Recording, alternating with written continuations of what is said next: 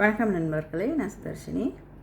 இன்றைக்கி ஒரு விஷயத்தை வீடியோ மூலமாக பகிர்றதுக்கு நான் யோசித்தேன். என்னென்னு கேட்டால், இந்த கிழமையே ஒரு 2 சம்பவங்களை நான் காதால் கேட்டேன்.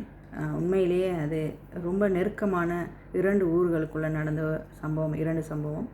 ஒன்று, நான் பிறந்து வளர்ந்த பலாங்குடையில் எனது ஊருக்கு பக்கத்து ஊரில், அந்த ஊரில் உள்ள ஒரு சின்ன பிஞ்சி அப்படின்னு சொன்னால் ஒரு 8 வயது சிறுவனை டீனேஜ்குள்ளே இருக்கிற ஒரு சில பொடியன்மார்கள், சாதாரணமாக ஒரு 17-18 வயசுக்குள்ளே உள்ள பொடியன்மார்னு சொல்கிறாங்க. அதுக்கு மேலேயும் சொல்கிறாங்க, தெரியலை அது உண்மை எப்படின்ட்டுன்னு சொல்லிட்டு. ஆனால் இந்த சம்பவம் நடந்து இப்போ 1 மாதத்துக்குள்ளே இருக்குன்னு சொல்கிறாங்க. எவ்வளோ காலம் நடந்தது, எப்படி நடந்ததுன்றதை விட இது ஏன் நடக்குதுன்னு சொல்லி தான் நாங்கள் யோசிக்கணும். ஒரு 8 வயது பொடியனை கிட்டத்தட்ட ஒரு 7-8 பேர் மாதிரி அப்யூஸ் பண்ணியிருக்காங்கன்னு சொல்லிட்டுன்னு இது போலீஸ் மூலமாக இப்போ விசாரிக்கப்பட்டு இந்த பிரச்சனை பேசப்பட்டுட்டு இருக்குன்னு சொல்கிறாங்க. இதை நான் பேசினா ஒருவேளை எனக்கு அவங்க சம்மந்தப்பட்டவங்க என்ன தாக்குதல் நடத்தலாம், இல்லாட்டி என்னோடய உறவினர்களோட போயிட்டு முரண்படலாம். அதுக்காக நான் இதை பற்றி குரல் கொடுக்காமல் இருக்க இயலாது. நாங்கள் குரல் கொடுத்தா தான் இதெல்லாம் குறையும் சொல்லி நம்பவும் இயலாது. நிச்சயமாக அது அப்படி இல்லை. என்னென்னு கேட்டால், உங்கள் மனசாட்சியை தொட்டு நீங்கள் கேட்கலாம். இந்த மாதிரி நடத்துறதுக்கு முதல்ல ஒரு சின்ன பிள்ளை, ஒரு சின்ன சிறுவன், அவனை இதைட்டு எவ்வளோ வலியும் வேதனையும் அடைவான் அப்படின்னு சொல்லி யோசிக்கலாம்.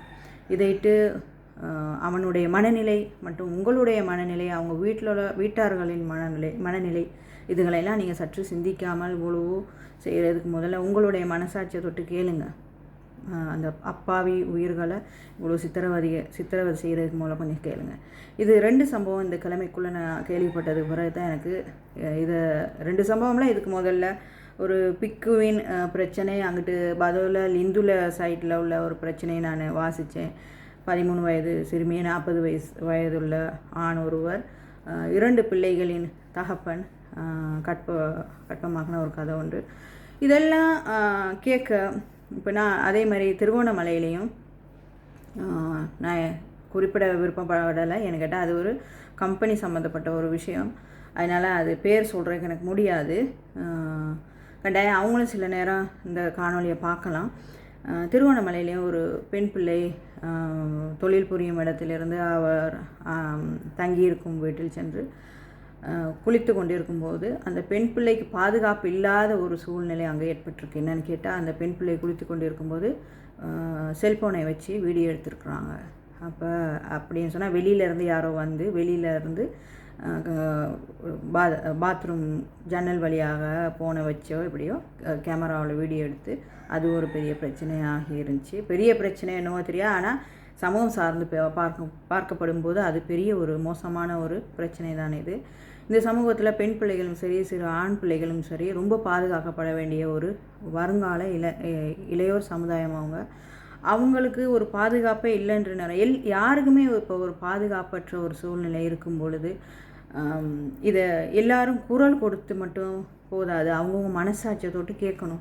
ஏன் இப்படி நடக்குது, எதனால நடக்குது, ஏன் இதை செஞ்சு உங்களுக்கு என்ன பிரயோசனம் இருக்குது, கொஞ்சமாக யோசிக்கலாம். மனசாட்சி இப்படி யோசிக்கலாம்.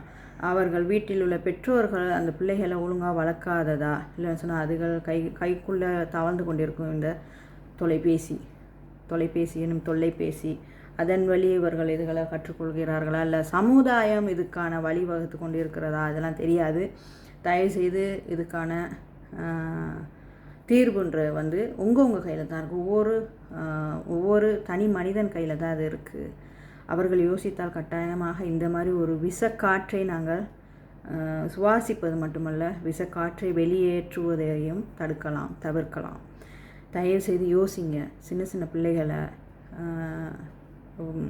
சமூகத்தில் ஒரு மோசமான ஒரு கிருமிகளாக இருந்து கொண்டு அந்த இளம் பிஞ்சுகளை அழித்து கொண்டிருக்கும் மோசமான மனநிலையை மாற்றிக்கொண்டு வாழ்கிறதுக்கு எல்லாரும் ஒத்துழைச்சி இந்த மாதிரி விஷயங்களை கொஞ்சம் குறைக்கலாம். யாராலும் போராடியோ குரல் கொடுத்து அதை தடுக்க முடியாது.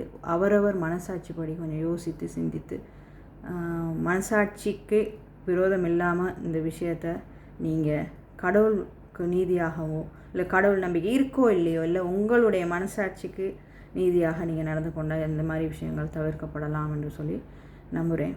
நன்றி, வணக்கம்.